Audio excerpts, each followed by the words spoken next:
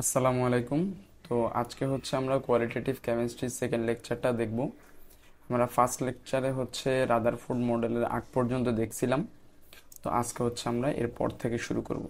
Mainly আজকে আমরা Rutherford model এবং বোর মডেলটা আলোচনা করব। আচ্ছা, তো আমাদের ভেরি ফার্স্ট স্লাইডে আমরা যদি যাই, রাদারফোর্ড অ্যাটমিক মডেল আমরা এখানে একটা সেট আপ আঁকছি। হ্যাঁ, রাদারফোর্ড অ্যাটমিক মডেলটা আমরা 9-10-এ যেটা পড়ে আসছি সেটা আসলে কোন এক্সপেরিমেন্টের ভিত্তিতে দেওয়া হয়েছে সেটা নিয়ে এখন আমরা আলোচনা করব।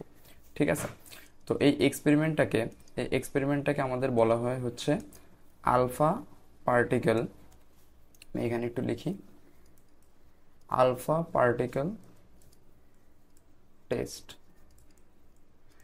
তো আলফা পার্টিকেল দিয়ে আমরা কেন বলতেছি, আলফা পার্টিকেলটা কি আমরা প্রিভিয়াস লেকচারে কিন্তু দেখে আসছিলাম, তাই না? আলফা পার্টিকেলটা কি ছিল, যে আমাদের হিলিয়াম একটা অ্যাটম, হিলিয়াম অ্যাটমে ম্যাস হচ্ছে 4, অ্যাটমিক নাম্বার 2, এখানে দুইটা ইলেকট্রন এক্সিস্ট করে। আমি যদি দুইটা ইলেকট্রন রিমুভ করে 2+ আয়ন নিয়ে আসি তখন এটাকে আমরা কি বলবো, আলফা পার্টিকেল বলবো। ঠিক আছে, তো এই আলফা পার্টিকেলটা দিয়ে আমাদের এখানে এক্সপেরিমেন্টটা করতে হবে। এক্সপেরিমেন্টের সেট আপটা কেমন আমরা একটু যদি দেখি, এখান থেকে স্টার্ট হয়েছে। ঠিক আছে, এই পার্টটা থেকে এখানে ফার্স্ট অফ অল আমাদের একটা PB box, PB for plumbum, আমরা জানি প্লাম্বাম বক্স নিয়েছি। মাঝখানে হচ্ছে আমাদের একটা গোল্ডের লেয়ার আছে, যে এটাকে আমরা গোল্ড ফয়েল বলতেছি। এবং লাস্টলি আমাদের আছে হচ্ছে জিঙ্ক সালফাইড লেয়ার। আমি আবার একটু বলি, এইটা হচ্ছে আমাদের স্টার্টিং পয়েন্ট, এখান থেকে এখানে, তারপরে হচ্ছে আমাদের এইখানে আসবে। ঠিক আছে, আচ্ছা, এখন গোল্ড লেয়ার কেন ইউজ করলাম, জিঙ্ক সালফাইড কেন ইউজ করলাম, প্লাম্বাম কেন ইউজ করলাম, এই তিনটা কোশ্চেনে আসি আমরা। ঠিক আছে, ধীরে ধীরে দেখি। তাহলে ফার্স্টে আমরা যদি বলি যে স্যার আমরা এখানে জিঙ্ক সালফাইড লেয়ার কেন ইউজ করছি, কারণ জিঙ্ক সালফাইড লেয়ারে যদি আমাদের কোনো রেডিও অ্যাক্টিভ এলিমেন্ট এসে পড়ে, রেডিও অ্যাক্টিভ সেটা হতে পারে আলফা, সেটা হতে পারে বিটা, গামা, এনিথিং, যদি এখানে এসে পড়ে তখন এখানে ফসফোরেসেন্ট ক্রিয়েট হবে, ফসফোরেসেন্ট, ফসফোরেসেন্ট ক্রিয়েট হবে। এখন স্যার ফসফোরেসেন্ট জিনিসটা কি আসলে, আমরা যদি বলি ছোট্ট করে, যে এখানে জিঙ্ক সালফাইড লেয়ারটা হচ্ছে এমন একটা লেয়ার, এখানে আলফা পার্টিকেল যদি আসে তাহলে সে একটু স্পার্ক দেখাবে, সে আমাদেরকে একটু লাইট দেখাবে ফর এ ফিউ সেকেন্ডস। ঠিক আছে, যেটাকে আমরা ফসফোরেসেন্ট নাম দিচ্ছি। তাহলে এটা কেন ইউজ করতেছি, আমি যদি এখান থেকে আলফা পার্টিকেল এইদিকে আমি থ্রো করি তখন এটা এইদিকে আসবে, এখান থেকে এসে এই জিঙ্ক সালফাইড লেয়ারের উপর পড়বে। যে পার্টটাতে আমি যদি দেখি সাপোজ এখানে একটা লাইট দেখা গেছে, এখানে লাইট দেখা গেছে, এখানে লাইট দেখা গেছে, তখন আমরা বুঝে নিব যে এখানে আসলে আলফা পার্টিকেল এসে পৌঁছাইছে। সেকেন্ডলি, আমি যদি বলি এখানে গোল্ড ফয়েল কেন ইউজ করছি, গোল্ড আমরা মনে রাখবো যে গোল্ড হচ্ছে এখানে আমাদের একটা নোবেল মেটাল, কাইন্ড অফ একটা নোবেল মেটাল। ঠিক আছে, এখানে কি আমি অন্য কোনো কিছু ইউজ করতে পারতাম না? রাদারফোর্ড অন্য কোনো কিছু ইউজ করে দেখছে, অন্যান্য মেটাল ইউজ করে দেখছে, আমাদের সবচেয়ে বেটার আউটপুট কোনটা দিছে, গোল্ড দিয়েছে। তো কেন সেটা, সেটা হচ্ছে আমাদের নোবেল মেটাল, এটা অন্য কারোর সাথে রিয়েকশন করে না। থার্ডলি, আমি যদি বলি এখানে প্লাম্বাম বক্স কেন ইউজ করা হয়েছে, দেখেন স্যার আমরা হচ্ছে এখান থেকে আলফা পার্টিকেল থ্রো করব। ঠিক আছে, আলফা পার্টিকেল যখন আমরা থ্রো করব, আলফা পার্টিকেলটা একটা রেডিও অ্যাক্টিভ, তাই না?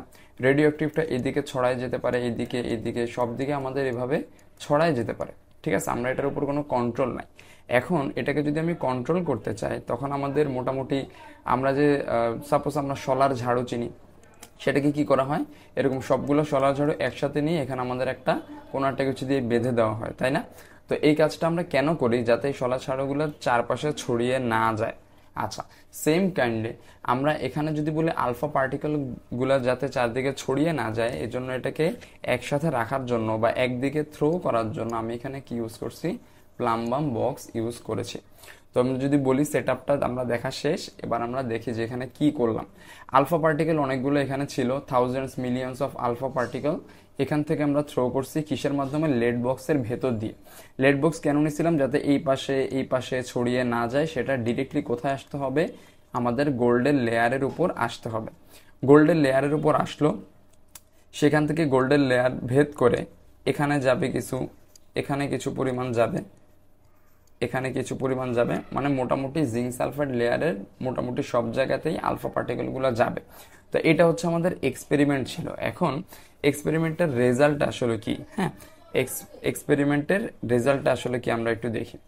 রেজাল্টটা হচ্ছে এরকম যে আমরা আলফা পার্টিকেল যেটা থ্রো করছিলাম সেটা এই সাইড থেকে থ্রো করছিলাম এইভাবে, আর জিঙ্ক সালফাইড লেয়ারটা অপোজিট সাইডে আছে। মাঝখানে যে ছোট ছোট গোল গোল দিয়েছে এগুলো হচ্ছে আমাদের নিউক্লিয়াস, ঠিক আছে। যাই হোক, তো এখন আলফা পার্টিকেলগুলো যে আমরা থ্রো করলাম সেটার রেজাল্টটা কেমন ছিল আমি যদি বলি, একটা আলফা পার্টিকেল একদম মাঝখানে বরাবর অপর সাইডে চলে গেছে, আরেকটা আলফা পার্টিকেল অপর সাইডে চলে গেছে, এটাও অপর সাইডে চলে গেছে, এটাও আমাদের অন্যদিকে চলে গেছে। আমি যদি বলি এটা যদি এখানে টাচ করে, এটা হচ্ছে আমাদের একটা নিউক্লিয়াস, তাই না? সেটা পাস করে এই দিকে অ্যাঙ্গেল বরাবর চলে গেছে, এটা এখান থেকে পাস করে এই দিকে অ্যাঙ্গেল চলে গেছে।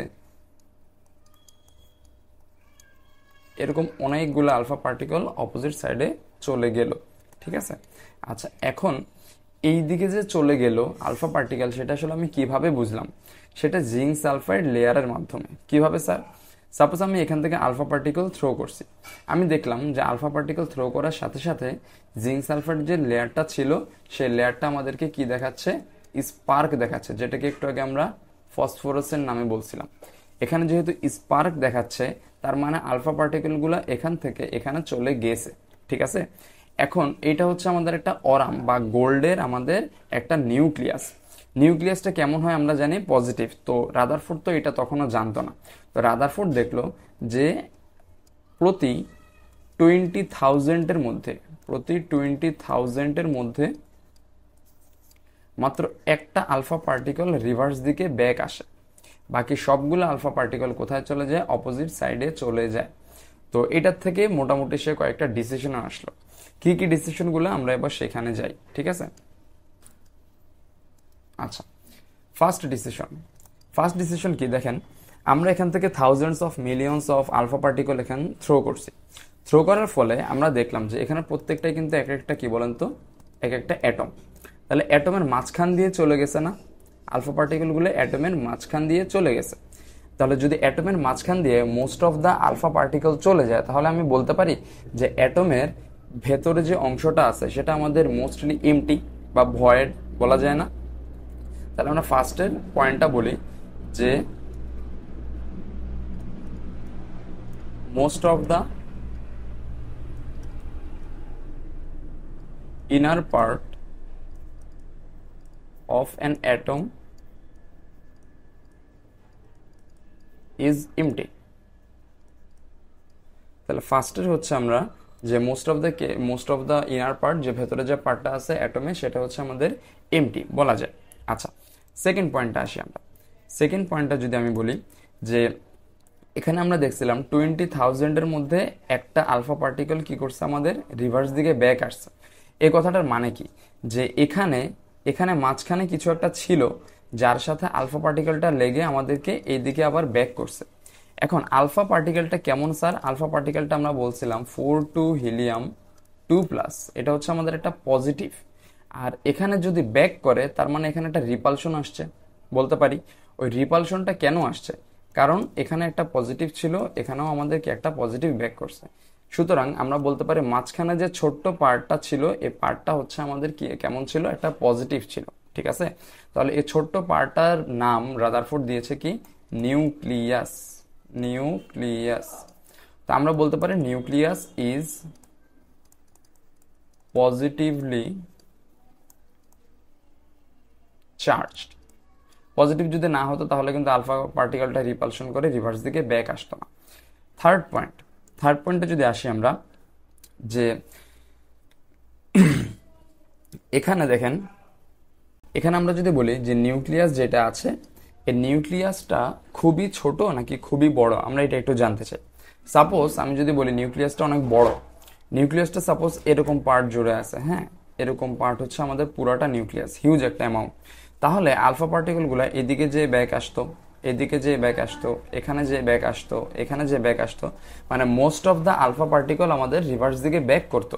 কিন্তু আমরা এক্সপেরিমেন্টালি দেখছি যে মাত্র 20,000-এর মধ্যে একটা 20,000-এর মধ্যে একটা রিভার্স দিকে ব্যাক আসে, এর মানে হচ্ছে আলফা পার্টিকেলটা আসলে খুবই খুবই ছোট। ঠিক আছে, কি বলি, আলফা পার্টিকেল, সরি, এখানে আমাদের নিউক্লিয়াসটা খুবই খুবই ছোট। তাহলে আমরা বলতে পারি যে নিউক্লিয়াস ইজ টু স্মল। কার সাথে কম্পেয়ার করে? Compare to atom. তাহলে আমরা এই ডিসিশনগুলোতে আসতে পারি। আচ্ছা, 4 নাম্বার পয়েন্ট আমরা দেখলাম যে রাদারফোর্ড আমাদেরকে দেখলো যে একটা অ্যাটম যদি আমি নিয়ে কাজ করি, সাপোজ একটা অ্যাটম আছে, এই অ্যাটমটা পজিটিভও না আবার নেগেটিভও না, ঠিক আছে। আবার আমরা এক্সপেরিমেন্টালি দেখছি যে এখানে সেন্ট্রালে কিছু একটা থাকে যেটাকে আমরা নিউক্লিয়াস নাম দিয়েছিলাম, সেটা আসলে পজিটিভলি চার্জড। তাহলে একটা অ্যাটম টোটালি আমাদের চার্জ নিউট্রাল, কিন্তু নিউক্লিয়াসটা হচ্ছে পজিটিভ। তার মানে আমরা বলতে পারি যে অ্যাটমের ভেতরে কোনো না কোনো পার্টে একটা কি আছে, নেগেটিভ চার্জ আছে, যেটা থেকে আমরা বুঝতে পারছি যে আসলে এখানে ইলেকট্রন এক্সিস্ট করে। এখানে বলে রাখা ভালো এখানে বলে রাখা ভালো, এই যে আমাদের রাদারফোর্ড মডেলটা আমরা পড়াশোনা করতেছি, এটা 1911-এ দেওয়া হয়েছে, ঠিক আছে। তো ইলেকট্রন কিন্তু এর অনেক অনেক আগে 1897-এ ডিসকভার হয়েছে, ঠিক আছে। তো ইলেকট্রন নিয়ে তখন আর কোনো কনফিউশন নাই। তাহলে আমরা বলতে পারি ইলেকট্রন যেটা আসে সেটা হচ্ছে আমাদের নেগেটিভ, এবং আমাদের and atom is charge neutral. তো এই ডিসিশনগুলোতে আমরা চলে আসছি। এখানে আরো একটা কোশ্চেন সবার হয়তো বা মাথায় কোশ্চেন আসতে পারে যে স্যার এখানে আমাদের ইলেকট্রন তো এক্সিস্ট করে, তাই না, আমরা তো ইলেকট্রনটাকে এখান থেকে বাদ দিয়ে দিই না, তাহলে আলফা পার্টিকেলগুলো ইলেকট্রনের সাথে কোনো ধরনের কি বলে সংঘর্ষ হয় নাই কেন, কোনো ধরনের কোনো কিছু ক্ল্যাশ হয় নাই কেন? তো এই জিনিসটার অ্যান্সার হচ্ছে স্যার আলফা পার্টিকেলের ম্যাস হিউজ হিউজ বেশি কম্পেয়ার টু ইলেকট্রনের ম্যাস খুবই খুবই কম, ঠিক আছে। এই জিনিসটা আমাদেরকে বুঝতে হবে। আলফা পার্টিকেলের ভেতরে আসলে কি আছে স্যার, দুইটা প্রোটন, দুইটা নিউট্রন আছে, আর ইলেকট্রন একটা খুবই খুবই ছোট জিনিস। একটা ইলেকট্রনের ম্যাসের থেকে একটা প্রোটনের ম্যাস হাজার হাজার গুণ বেশি, ঠিক আছে। তাহলে আমি যদি বলি যে দুইটা নিউট্রন দুইটা প্রোটন, এই দুইটা ইলেকট্রন থেকে বেশি ভারী, যার কারণে আলফা পার্টিকেলটা বেশি ভারী, এই জন্য আলফা পার্টিকেল ইলেকট্রন আমাদের কোনো ধরনের ক্ল্যাশ করে নাই। আর এখানে আলফা পার্টিকেলের যে ভ্যালোসিটিটা নিয়ে আমরা কাজ করছি, অ্যারাউন্ড 1600 কিলোমিটার পার সেকেন্ড। তো এত হিউজ একটা ভ্যালোসিটিতে যদি আলফা পার্টিকেল মুভ করে, তখন ওর মাঝখানে ইলেকট্রন কোনো ধরনের বাধা দিবে না বা দিতে পারবে না, ঠিক আছে। তো এই ডিসিশনগুলোতে আমরা আসতে পারি। তো মোটামুটি এইটাই ছিল আমাদের আলফা পার্টিকেল। এখন আলফা পার্টিকেল বা হচ্ছে আমাদের রাদারফোর্ড অ্যাটমিক মডেল। এখন আমরা যদি নেক্সটে যাই, আমাদের নেক্সট স্লাইডে কি আছে? নেক্সট স্লাইডে হচ্ছে আমাদের বোর মডেল আছে। বোর মডেল হচ্ছে আমাদের 1913-এ দেওয়া হয়েছে। তো বোর মডেল, রাদারফোর্ড মডেল, এগুলো নিয়ে আসলে আমাদের 11-12-এ খুব বেশি আলোচনা করা হয় না, এবং খুব বেশি ইম্পর্টেন্টও না, কখনোই বোর্ড পরীক্ষার জন্য ইম্পর্টেন্ট না। তো বোর মডেল থেকে আমরা 9-10-এ যে 3টা পার্ট দেখে আসছিলাম, সেই 3টা পার্টই দেখব, ঘুরে ফিরে এখানে এক্সট্রা কিছু পড়বো না। কিন্তু কিন্তু এখানে বোর মডেলের 3টা ডেরিভেশন আছে। ডেরিভেশনটা হয়তো বা এই লেকচারে আসবে না, নেক্সট লেকচারে আসবে। সেই 3টা ডেরিভেশন হচ্ছে আমাদের রেডিয়াস, ভেলোসিটি অ্যান্ড এনার্জি, ঠিক আছে। তো আজকে হচ্ছে আমরা বোর মডেলে বোর মডেলের আসলে স্টেটমেন্টগুলো পড়ে ফেলি, ঠিক আছে, কি কি স্টেটমেন্ট দিয়েছিল। তো বোর মডেলটা কত সালে হয়েছিল? 1913-এ, মানে রাদারফোর্ডের পরে। এখানে বলে রাখা ভালো যে রাদারফোর্ডের ল্যাবের যে আমাদের অ্যাসিস্ট্যান্ট ছিল, সে হচ্ছে আমাদের ছিল নিলস বোর, ঠিক আছে। তো আমরা সবসময় দেখি যে আমাদের স্টুডেন্ট টিচারকে হচ্ছে আমাদের কি বলে, সারপাস করে যায়, তাই না? তো এখানেও সেম কেসটা হয়েছে। আচ্ছা, স্টেটমেন্টগুলো কি কি আমরা যদি ফার্স্টে বলি, 1 নম্বর স্টেটমেন্ট, সেটা কি হবে যে রাদারফোর্ড আমাদেরকে যে মডেলটা দিছিল সেখানে কোনো ধরনের অরবিটের কথা বলা হয় নাই, বা ইলেকট্রন যে মুভ করবে সেখানে কোনো ধরনের ইলেকট্রন মুভের জন্য এক্সট্রা কোনো পাথের কথা বলা হয় নাই, ঠিক আছে। তো বোর এসে আমাদের বলল যে আমাদের সার্টেন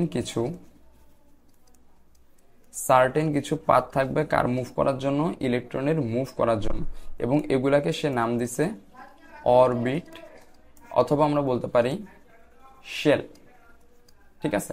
এই শেলগুলোর নাম কিভাবে দিছে, n ইজ ইকুয়ালস টু যদি 1 হয় তখন এটাকে আমরা কি বলি K shell, n is equals to যদি 2 হয় তখন এটাকে আমরা কি বলি L shell, n is equals to 3 হলে তখন এটাকে আমরা কি বলবো M shell, n is equals to 4 হলে সেটাকে এন শেল, এবং টু বি কন্টিনিউড এখানে চলতে থাকবে। ঠিক আছে, তো সেকেন্ডটায় যদি আসি আমরা, রাদারফোর্ড অ্যাঙ্গুলার মোমেন্টাম নিয়ে আমাদের কোনো কথা বলে নাই। বোর এসে বলল যে ইলেকট্রন যখন নিউক্লিয়াসকে সেন্ট্রাল করে চারপাশে ঘুরতে থাকবে তখন এখানে একটা অ্যাঙ্গুলার মোমেন্টাম তৈরি হবে। এখন মোমেন্টাম জিনিসটা আমরা সবাই জানি, মোমেন্টামকে আমরা কি দিয়ে করি, পি দিয়ে, তাই না? পি হচ্ছে আমাদের কি এম ইন্টু ভি। এখানে ম্যাস আর ভেলোসিটি যদি আমরা মাল্টিপ্লাই করি তখন এটাকে আমরা কি বলি মোমেন্টাম বলি। বাট এখানে ইলেকট্রন যখন মুভ করতেছে এটা কিন্তু আমাদের স্ট্রেইট কোনো পাথ না, এটা আমাদের কি একটা অ্যাঙ্গুলার পাথ। এই অ্যাঙ্গুলার পাথের জন্য আমি এখানে কি পাবো স্যার, এখানে আমরা কি পাবো angular momentum, angular momentum. Angular মোমেন্টামটার যে ফর্মুলা সেটা কি ছিল আমাদের, M V R is equals to N H divided by আমাদের 2 পাই। ঠিক আছে, তো এখানে এমটা কি কার ম্যাস, এখানে এমটা হচ্ছে ইলেকট্রনের ম্যাস, ভি ইলেকট্রনের ভেলোসিটি, আর যে আমাদের শেল আছে বা অরবিট আছে সেটা রেডিয়াস, এন আমাদের অরবিট নাম্বার, এইচ হচ্ছে আমাদের প্লাঙ্কস কনস্ট্যান্ট, আমরা সবাই জানি এটার ভ্যালু কত 6.626 ইন্টু 10⁻⁻34 জুল সেকেন্ড, অথবা metre square KG per second, দুইটাই বলা যাবে। 2 পাই, দুইটা কনস্ট্যান্ট আমরা জানি। তো এটা অ্যাঙ্গুলার মোমেন্টামের ফর্মুলা। এখন out of nowhere Bohr আসলে কিভাবে এই ফর্মুলাটা দিছে, এই ফর্মুলাটা ফার্দার হচ্ছে আমাদের কি বলে এটাকে, ডি ব্রগলি নামে একজন সায়েন্টিস্ট, সে হচ্ছে এটাকে আমাদের কি করছে, প্রুফ করছে। সেটা আমরা সামনের হয়তো 2-3টা লেকচার পরে দেখতে পাবো। আচ্ছা, থার্ড পয়েন্ট আমাদের কি ছিল, একটা ইলেকট্রন যদি সাপোজ এটা হচ্ছে আমাদের মাঝখানে nucleus, first shell, second shell, third shell আছে। আচ্ছা, এটা হচ্ছে আমি বললাম n ইজ ইকুয়ালস টু 3, মাঝখানে আছে n ইজ ইকুয়ালস টু 2। একটা ইলেকট্রন যদি লোয়ার শেল থেকে হায়ার শেলে বা হায়ার শেল থেকে লোয়ার শেলে মুভ করে তখন সে কি করবে, আমাদেরকে এনার্জি এমিট অথবা অ্যাবজর্ব করবে। তাহলে এই জিনিসটা যদি আমরা বলি, electron jump from higher to lower, higher shell থেকে যদি আমাদের লোয়ার শেলে আসে তখন আমাদের সে কি করবে, এনার্জি এমিট করবে। Same for electron jump from lower to higher, তখন সে কি করবে, এনার্জি অ্যাবজর্ভ করবে। ঠিক আছে, তো এই জিনিসটা আসলে কিভাবে দেখানো যায়, এই জিনিসটা আসলে কিভাবে বুঝি আমরা একটু দেখি। সাপোজ আমি বললাম n ইজ ইকুয়ালস টু 1, যখন আমাদের n ইজ ইকুয়ালস টু 1 আছে, এই শেলের যে এনার্জি আছে সেই এনার্জিটা আমি বলতেছি 100। n ইজ ইকুয়ালস টু যখন 2, তখন এই শেলের এনার্জি আমি আরেকটু বেশি ধরি, আরেকটু বেশি হবে, সেটা হচ্ছে আমাদের সাপোজ 250। এখন একটা ইলেকট্রন যখন হায়ার শেল থেকে লোয়ার শেলে মুভ করবে, ইলেকট্রনের কোনো স্পেসিফিক এনার্জি নেই, এটা আমরা মাথায় রাখবো। এই এনার্জিগুলো আসলে কার এনার্জি, এটা আমাদের শেলের এনার্জি বা অরবিটের এনার্জি। অরবিটের এনার্জি কিছু স্পেসিফিক ভ্যালু আছে যেগুলো বোর ফর্মুলা থেকে আমরা পাবো, কিন্তু এখানে আমি কয়েকটা র্যান্ডম ভ্যালু দিয়ে দেখাচ্ছি বোঝানোর জন্য। তাহলে 250 থেকে আমি যখন 100-এর দিকে যাব তখন আমাদের কি 150 পরিমাণ এনার্জি কমে যাচ্ছে। ওই 150 পরিমাণ এনার্জি সে কি করবে, বাইরে কি করবে, এমিট করবে, 150টা এমিট করবে। বুঝতে পারছি? আচ্ছা, তো 150টা এমিট করবে, যার কারণে এখানে এরকম একটা জিনিস দেখা যায় যে electron jump from higher to lower emit করবে, আর যদি লোয়ার থেকে হায়ারে যায় তখন এটা কি করবে, অ্যাবজর্ব করবে। আমরা কি ক্লিয়ার কিনা? এটা হচ্ছে আমাদের বোর মডেলে 3টা পার্ট ছিল। এখন বোর মডেল থেকে আমরা একটা ছোট ম্যাথ করে ফেলি। একটা প্রবলেম আছে যে বলছে আমাদেরকে if the emitted energy because of jumping electron is equals two 13.6 electron volt, EV for আমরা মনে রাখবো, EV for electron volt.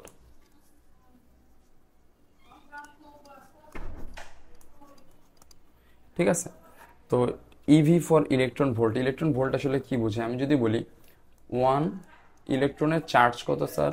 1.6 into 10⁻19 coulomb. এটাকে যদি আমি এনার্জিতে নিয়ে আসি, 1 electron volt is equals two 1.6, মানে সেম নিউমেরিক্যাল থাকবে, -19 জুল। ঠিক আছে। আচ্ছা, এখন বলছে এমিটেড এনার্জি যদি এত পরিমাণে হয় তখন আমাদের ওয়েভলেন্থ ডিটারমাইন করতে হবে।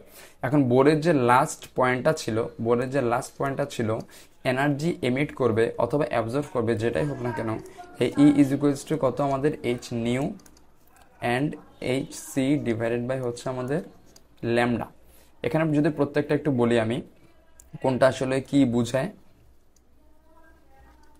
এখানে ই দ্বারা আমরা এনার্জি বুঝি, এটা লিখলাম না আমি। এইচ হচ্ছে প্লাঙ্কস কনস্ট্যান্ট, প্রিভিয়াস স্লাইডে লিখে আসছি। এটা হচ্ছে আমাদের নিউ। ঠিক আছে। এই নিউ দ্বারা আমরা বুঝবো হচ্ছে স্যার ফ্রিকোয়েন্সি। আচ্ছা, সি হচ্ছে আমাদের ভেলোসিটি অফ লাইট, যেটা value 3 into 10⁸ metre per second. আর ল্যামডা হচ্ছে আমাদের কি? ওয়েভলেন্থ। এখন আসলে আমাদের কার ভ্যালুটা লাগবে? ল্যামডা এর ভ্যালুটা লাগবে। তাহলে আমরা যদি এখানে করি যে lambda is equals to H C divided by energy, H এর ভ্যালুটা আমি হচ্ছে বসাই 6.626 ইন্টু 10⁻34 ইন্টু 3 ইন্টু 10⁸, আর এখানে এনার্জির ভ্যালুটা 13.6 electron volt, means 13.6 into 1.6 into 10⁻19। ঠিক আছে। তো এই ভ্যালুটা যদি আমরা একটু ক্যালকুলেশন করি, দেখি কত আসে। উপরে বসায় 6.626 ইন্টু 10⁻34 ইন্টু 3 ইন্টু 10⁸, আর নিচে হচ্ছে 13.6 ইন্টু 13.6 ইন্টু 1.6 ইন্টু 10⁻19। তো মোটামুটি হচ্ছে আমরা এরকম একটা ভ্যালু পাই যে 9.14 ইন্টু 10⁻8। দেখেন আমরা এখানে এটা এসআই ইউনিটে ইউজ করছি, এটা এসআই ইউনিট, এটাও আমাদের জুল এসআই ইউনিট, তার মানে এখানে অ্যান্সারটা এসআই ইউনিটে আসবে। যেহেতু ওয়েভ লেন্থ মানে সামথিং লেন্থ, তাহলে এটা হবে কি আমাদের মিটার। এখন নর্মালি এটা যে ভুল তাও না, নর্মালি আমাদের ওয়েভলেন্থের যে ম্যাথগুলো আছে, যত ম্যাথগুলো আছে সবগুলোতে ওয়েভলেন্থের ভ্যালুটা ন্যানোমিটারে রাখার ট্রাই করা হয়। আমরা মনে রাখবো 1 nanometre is equals to 10⁻9 metre. তাহলে আমি যদি ন্যানোমিটারে নিতে চাই মিটারকে, তখন আমাদের কি করতে হবে? 10⁻9 ডিভাইড করতে হবে, 10⁻9 ডিভাইড করতে হবে। ঠিক আছে। তাহলে আমি যদি এটাকে 10⁻9 দিয়ে ডিভাইড করি, তাহলে আমাদের কত আসবে? 91.35 ন্যানোমিটার। ঠিক আছে। তো এটাই হচ্ছে আমাদের অ্যান্সার। তো আজকে এই পর্যন্তই। আমরা লেকচারগুলো খুব বেশি বড় করব না, খুব ছোটও করব না, অ্যারাউন্ড 25 প্লাস মাইনাস হতে পারে। তো আজকে এতটুকুই ক্লাস থাকবে। আমরা নেক্সট দিন হচ্ছে বোর মডেলের যে রেডিয়াস, ভেলোসিটি, এনার্জি, এই ডেরিভেশনগুলো, এখান থেকে অ্যাকচুয়ালি আমাদের 11-12 পড়াশোনা শুরু, মেইন পড়াশোনা। ঠিক আছে। তো আজকে এতটুকুই। আল্লাহ হাফিজ সবাইকে।